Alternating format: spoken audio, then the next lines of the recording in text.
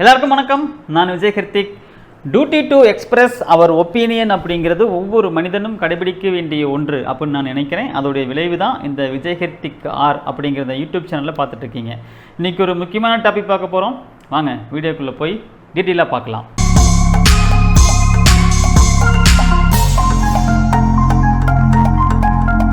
இப்போது நாளுக்கு நாள் பார்த்திங்கன்னா எல்லா நாட்களுமே நமக்கு திருப்பதி பயணம் அப்படிங்கிறது ஒரு க்ரௌடு நிறைந்த ஒரு கூட்டம் நிறைந்த ஒரு இடமா இருக்கிறதுனால திருப்பதிக்கு போகிறதே அப்படிங்கிறது ஒரு 2-3 மாதத்துக்கு நம்ம முன்னாடியே ப்ரீ பிளான் பண்ணலை அப்படின்னா திருப்பதியுடைய பயணம் அப்படிங்கிறது நமக்கு ஒரு டைம் நம்ம அதாவது என்ன சொல்கிறோன்னா நம்ம இப்படி இருக்கோம் அப்படின்னு நினச்சிட்டு போவோம்.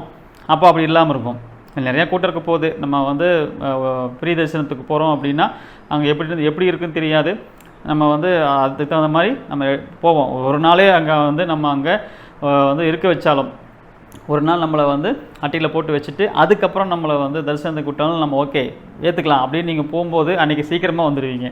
ஓகே போன டைம் போகும்போது ரொம்ப ஃப்ரீயாக தான் இருந்துச்சு, அதே மாதிரி இந்த டைம் இருக்கும் அப்படின்னு நீங்கள் போகும்போது அதுக்கு ஆப்போசிட்டாக இருக்கும். ஸோ திருப்பதியுடைய பயணத்தை பொறுத்த வரைக்கும் நீங்கள் ஒவ்வொரு மாதமே நீங்கள் போகிறீங்க அப்படின்னாலும் கூட நீங்கள் ஒரு முறை போகும்போது அடுத்த மாதம் போகும்போது பார்த்திங்கன்னா இந்த மாதத்துக்கு அந்த மாதத்துக்குமே நீங்கள் சொல்ல முடியாது. போன மாதம் நம்ம நடந்த மாதிரி இந்த மாதம் நடக்கும், இல்லை போன மாதம் நடந்த மாதிரி இந்த மாதம் நடக்காது அப்படி ரெண்டுமே சொல்ல முடியாது. அந்த அளவுக்கு பார்த்தீங்க அப்படின்னா அங்கே அடிக்கடி அவங்களுடைய அந்த வேவ் ஆஃப் அப்ரோச் வரக்கூடிய பக்தர்களை அப்ரோச் பண்ணக்கூடிய விதம் என்பதை மாற்றிக்கிட்டே இருக்கிறாங்க.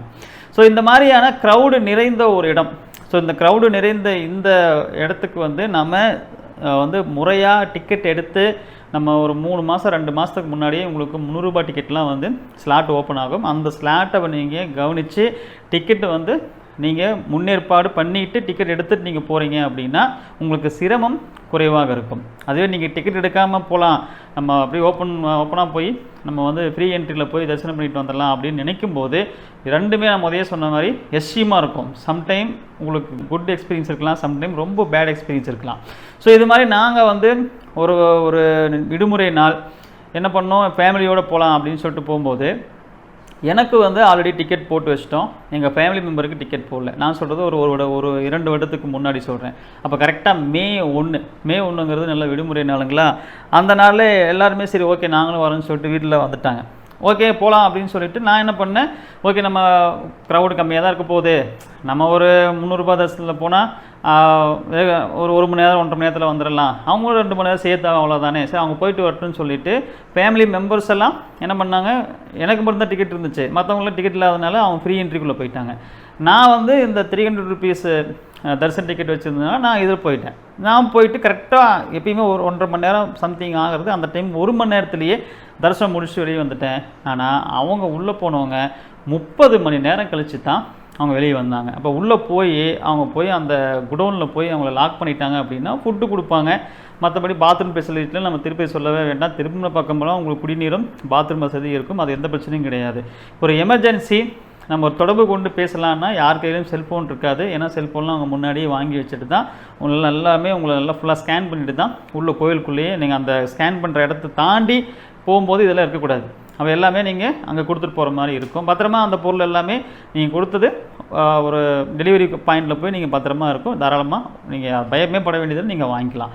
ஆனால் ஒரு எமர்ஜென்சி இந்த மாதிரி 30 மணி நேரம் 24 மணி நேரம் இல்லை ஒரு 15 மணி நேரம் உள்ளே நம்ம இருக்க வேண்டிய சூழ்நிலை நம்ம எதிர்பார்க்கல, உள்ளே இப்படி மாட்டிக்கிட்டோம், சரி நம்ம ஏதாவது தொடர்பு கொண்டு பேசலாம் அப்படின்னா தொடர்பு கொண்டு பேசுகிறதுக்கு அங்கே எந்த வசதியும் இருக்காது. யார்கிட்டையும் ஃபோன் இருக்காது. அங்கே ஒரு எமர்ஜென்சிக்காக ஒரு ஃபோன் வச்சுருந்தாலும் ஒரு டைம் போனால் அந்த ஃபோன் இருக்குது, ஒரு டைம் போனால் அந்த ஃபோன் இருக்கிறது இல்லை. அதில் கூட ஃபோன் பண்ணாலும் பெருசாக தொடர்பு கொள்ள முடியறதில்ல. இது மாதிரி நீங்கள் அன்எக்ஸ்பெக்டடாக மாட்டிக்கிறீங்க அப்படின்னா நீங்கள் எங்கள் வீட்டிலலாம் போயிட்டு நான் 1 மணி நேரத்தில் வந்துட்டேன், அவங்க 30 மணி கழிச்சு வந்தாங்க. அவங்க எங்கே இருந்தாங்க, தரிசனம் பண்ணிவிட்டு எப்போ வருவாங்கன்ட்டு நாங்கள் அந்த தரிசனம் முடிச்சுட்டு வெளியே வர இடத்துல ரொம்ப நேரம் காத்திருக்க வேண்டியதாகிடுச்சு. ஏன்னா நாம் ஒரு பக்கம் இருக்கிறோம், அவங்க ஒரு பக்கம் இருக்கிறாங்க.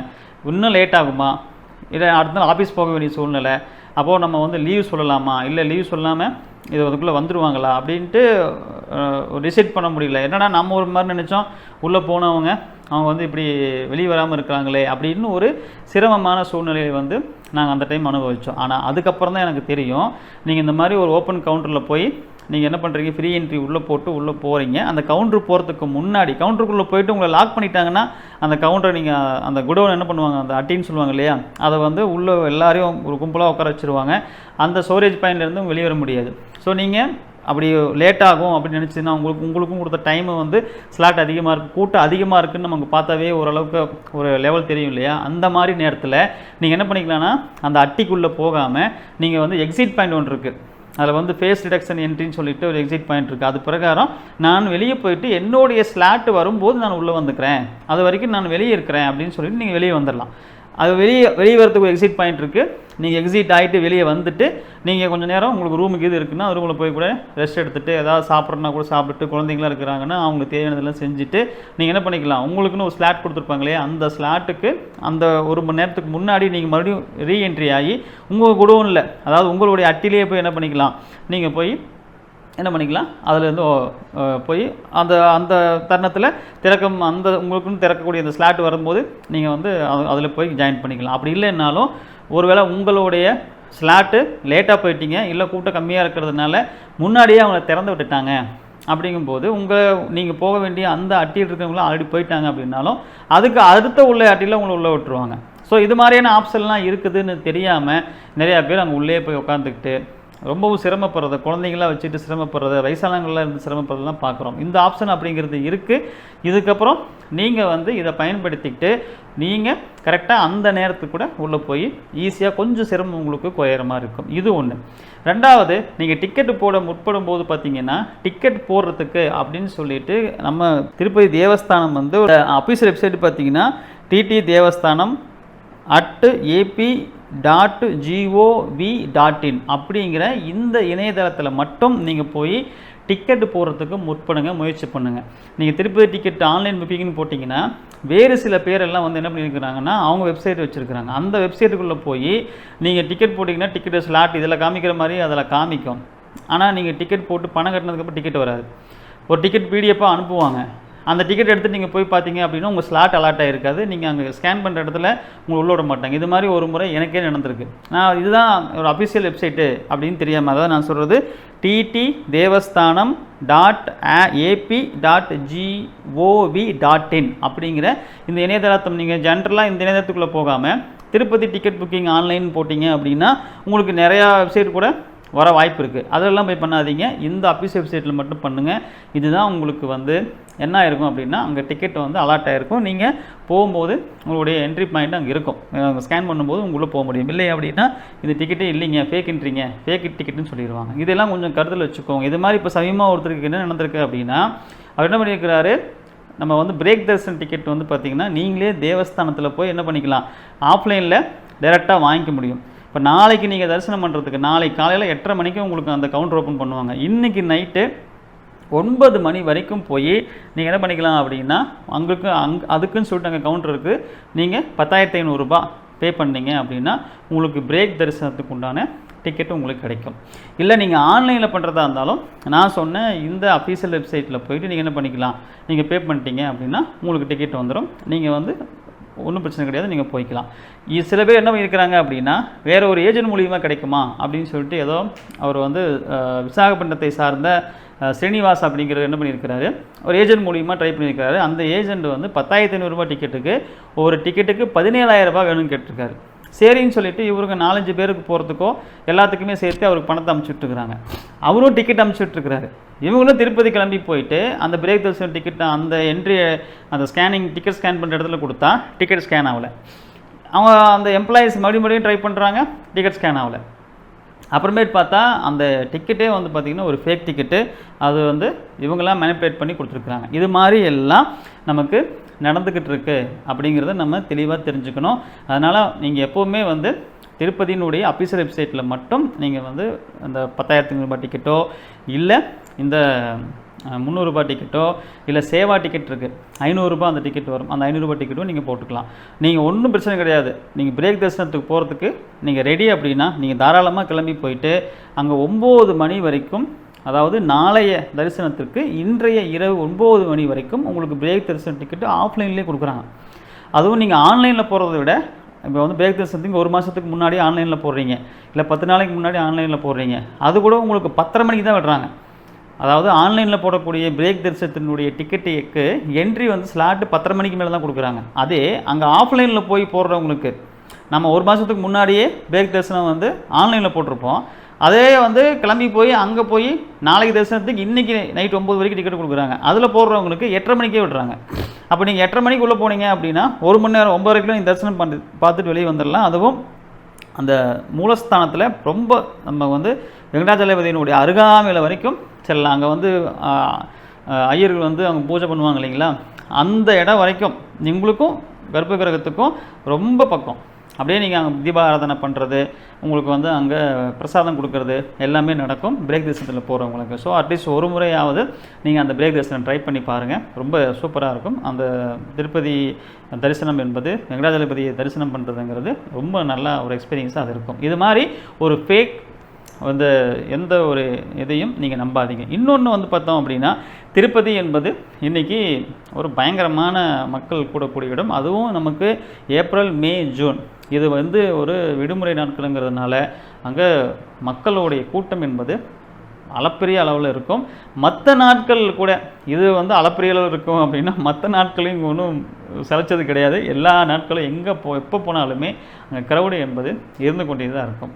ஸோ அந்த திருப்பதியினுடைய தேவஸ்தானத்தினுடைய அந்த நிர்வாகிகளுக்கெல்லாம் நம்மளுடைய தாழ்மையான ஒரு வேண்டுகோளாக இந்த வீடியோ மூலிமா நான் என்ன சொல்கிறேன் அப்படி என்ன சொல்ல முற்படுறேன் அப்படின்னா, அந்த கிலோமீட்டர் கணக்காக நடக்க வைக்கிறது அப்படிங்கிறத கொஞ்சம் அவர்கள் வந்து மறுபரிசீலனை செய்து ஒரு கருணையின் அடிப்படையில், ஏன்னா குழந்தைகள்லாம் தூக்கிட்டு வயசானவங்கள்லாம் வராங்கன்னா அவங்க எல்லாமே கூட பார்த்திங்கன்னா ஒரு இடத்துக்கு இங்கே தான் இருக்குதுன்னா சுற்றி சுற்றி சுற்றி சுற்றி அப்படியே சுற்றி ரவுண்ட் அடித்து அங்கே போகிறது கிட்டத்தட்ட 5 கிலோமீட்டர் 6 கிலோமீட்டர் கணக்கு எடுத்தோம்னா நீங்கள் நடந்து போகிற மாதிரி வரும்.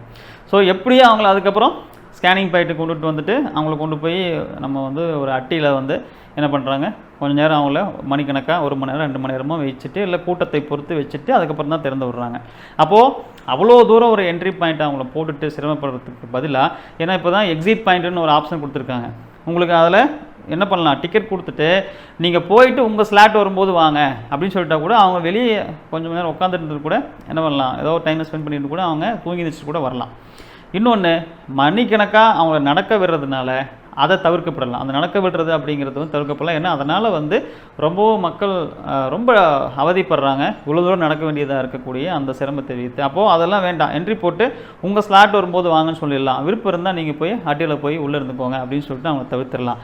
ஏன்னா தேவையில்லாமல் எல்லா நாட்களுமே இந்த மாதிரி க்ரௌடு சுச்சுவேஷனில் வேறு வழி இல்லை, எல்லாம் கொசன்னு அந்த டிக்கெட் என்ட்ரி போடக்கூடிய இடத்துல ஆதார் கார்டு கொடுத்தோ இல்லை ஒரு ஃபேஸை வச்சோ அவங்க என்ட்ரி போட்டு டிக்கெட் கொடுக்குற இடத்துல ரொம்ப க்ரௌடு கூடுறாங்க. அப்படிங்கும்போது தான் அவங்க அந்த கேப்பில் அவங்க நடந்து வரட்டும், நடந்து வந்து சேர்றதுக்கே 1 மணி நேரம் ஆகும், நடந்து வரட்டும் அப்படிங்கிற மாதிரியான ஒரு திட்டத்தில் இது மேபி இதை பண்ணியிருக்கலாம். ஆனால் இது எல்லாருக்குமே பண்ணுறாங்க. நீங்கள் ஈவன் பிரேக் தரிசனத்துக்கு போனாலும் வந்து 300 ரூபாய் டிக்கெட்டு போகக்கூடிய அதே பாதையில் தான் போகுது. 300 ரூபாய் டிக்கெட்டு, 500 ரூபாய் டிக்கெட்டு எல்லாமே இதில் தான் போகுது. அப்புறம் வந்து நமக்கு வந்து எஸ்எஸ்டி டோக்கன் கொடுக்குறாங்க. அந்த டோக்கன் மூலிமா போகிறது இப்படி தான் போகுது. நம்ம ஃப்ரீ தரிசனம் அதுக்கு போகிறவங்க மட்டும் அவங்களும் இதே வழி தான் போகிறாங்க. அங்கங்கே அவங்க ஸ்டோரேஜ் பண்ணி வச்சுட்டு அப்புறம் தான் ரிலீஸ் பண்ணுறாங்க. இது மாதிரி கிட்டத்தட்ட அங்கே திருப்பதிக்கு போகணும் அப்படின்னாவே நம்ம மாதிரியான ஏஜ் குரூப்பில் உள்ளவங்களுக்கு பிரச்சனை இல்லை. ஒரு குழந்தைய எடுத்துகிட்டு வராங்க அப்படின்னா அவங்க குழந்தையும் தூக்கிட்டு போகணும், குடும்பத்தோடு எல்லாருமே வந்து வீட்டில் பெரியவங்களும் இருப்பாங்க, அவங்களெல்லாம் கூட்டிகிட்டு போகணுங்கும் போது நடந்து போகிற தூரம் என்பது ரொம்ப அதிகமாக இருக்குது. இப்படி இல்லை. வந்து 300 ரூபாய் என்ட்ரி பார்த்திங்கன்னா 300 ரூபாய் என்ட்ரி நம்ம உள்ளே போகிறோம் அப்படின்னாவே டக்குன்னு வந்து முதல்ல என்ன பண்ணுவாங்கன்னா, கோவிட்டுக்கு முன்னாடி எல்லாருக்கும் பால் கொடுப்பாங்க. பாலெல்லாம் கொடுத்தது, நீரெல்லாம் கொடுப்பாங்க, தண்ணியெல்லாம் கொடுப்பாங்க, பால் கொடுப்பாங்க, மோர் கொடுப்பாங்க. அதெல்லாம் குடிச்சிட்டு அப்படியே போய் என்ட்ரி போட்டால் அப்படியே நீங்கள் உள்ளே போனீங்க அப்படின்னா அந்த இடத்துக்கு உங்களுக்குன்னு இருக்கிற அந்த அட்டிக்கு போயிடுவீங்க. அட்டியில் கொஞ்சம் நேரம் இருப்போம், அப்புறம் தரிசனத்துக்கு போயிடுவோம். இந்த மாதிரி நமக்கு போதுமான அளவு கன்ஸ்ட்ரக்ஷன் அங்கே நடந்துகிட்டே இருக்குது. அட்டிங்களுடைய ஸ்டோரேஜ் கெப்பாசிட்டிலாம் இருக்குது. அந்த மாதிரி அவங்க ஸ்டோரேஜ் பண்ணுறது தான் ஆச்சுன்னா இந்த மணிக்கணக்காக அவங்க சுற்றி நடந்து வரதை அதை கொஞ்சம் கன்சிடர் பண்ணி அவங்க வந்து அதை கொஞ்சம் குறைச்சாங்க அப்படின்னா மக்களுக்கு உதவியாக இருக்கும். இதனால் மக்கள் மிகவும் அவதிப்படுறாங்க அப்படிங்கிறது தான் நம்ம வந்து கண்கூடாக பார்க்க முடியுது. ஸோ இந்த வீடியோவை திருப்பதி தேவஸ்தானத்தில் உள்ள பொறுப்பாளர்களுக்கு இந்த வீடியோ போய் சென்றடையும் பட்சத்தில் இது ஒரு மாற்றம், அது மூலியமாக அவங்க நடக்கக்கூடிய அளவினுடைய தூரம் இன்னும் கொஞ்சம் குறையும் பட்சத்தில் அதை விட நமக்கு மகிழ்ச்சியான விஷயம் ஒன்றும் கிடையாது. ஸோ இந்த வீடியோவில் மீண்டும் சந்திக்கிற எல்லாருக்கும் வணக்கம், பாய்.